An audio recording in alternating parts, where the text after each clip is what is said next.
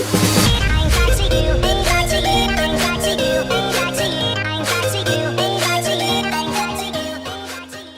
going on, guys? It's Steve. Carmelo Anthony will have his best season in years. Well, since 2013, which is around 4 seasons ago, actually.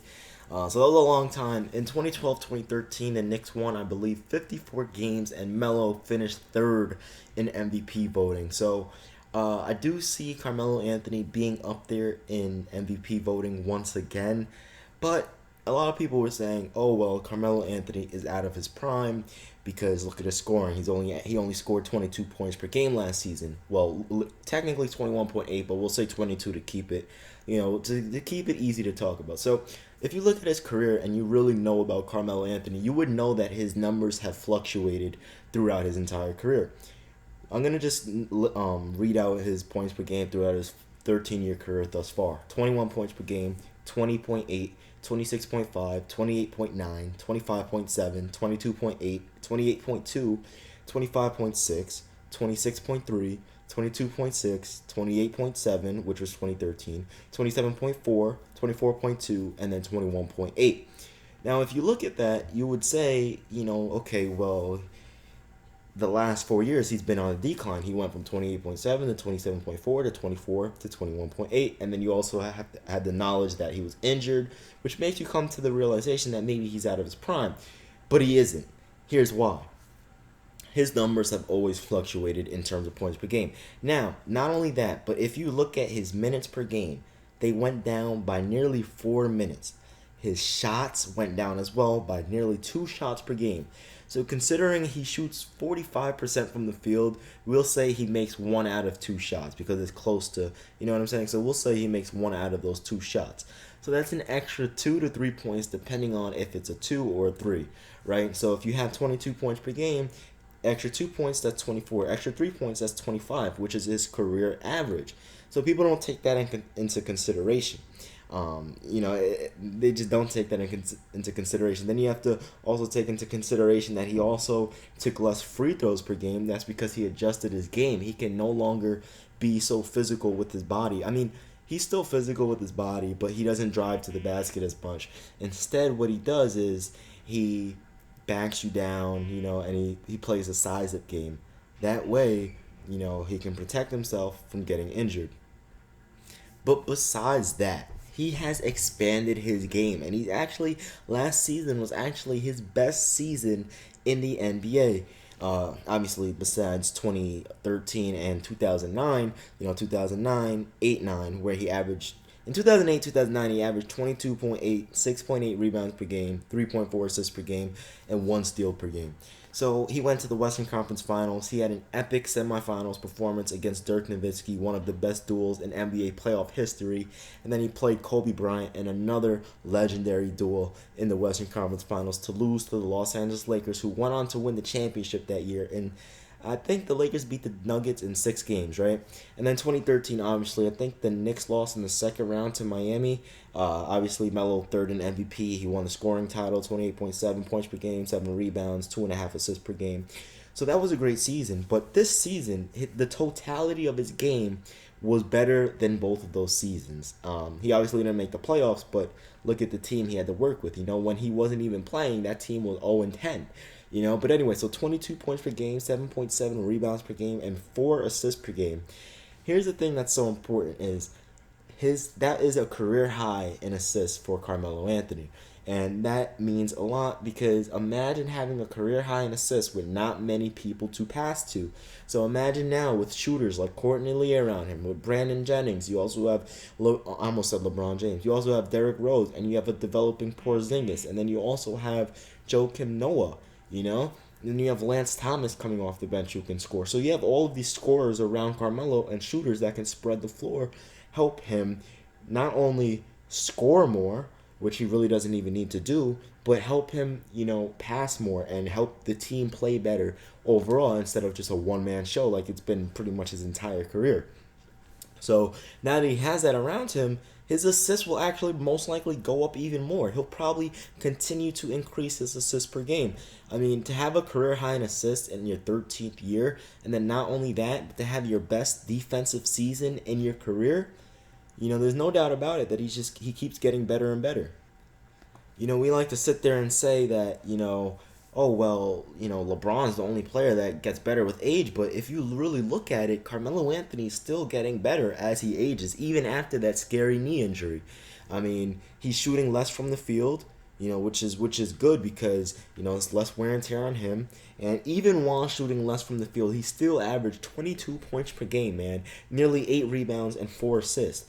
I mean, like, come on, man. You know what I'm saying? And then career high in assists, to have your best defensive season in your career after 13 years, to be able to continue to grow and get better at the age of 30 plus it's extraordinary. And, this is why I'm saying Carmelo Anthony will have, he'll probably have his best season since 2013, if not his best season in his career. This big expectations for the New York Knicks, win 50 plus games, go to the Eastern Conference Finals, and give LeBron James a run for his money. And like I've said before, statistically, Carmelo Anthony, out of every other superstar that has ever played, is the only player that has close to a 500 record against LeBron. I'm pretty sure Carmelo is 12-14 against LeBron, where players like Kevin Durant are 3-13.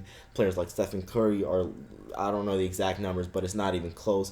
Like Kobe Bryant, the same, it's not even close. Dwayne Wade's not even close. Tracy McGrady in his prime is not even close. Paul Pierce. I actually think Paul Pierce might have a winning record against LeBron. So we'll say besides Paul Pierce, because I'm not sure about that Paul Pierce, because I know Paul Pierce used to always beat up on LeBron. But yeah, so statistically, Carmelo is one of, possibly one of two, because we don't know about Paul Pierce, but, one of the only superstars left that, can actually give LeBron a run for his money.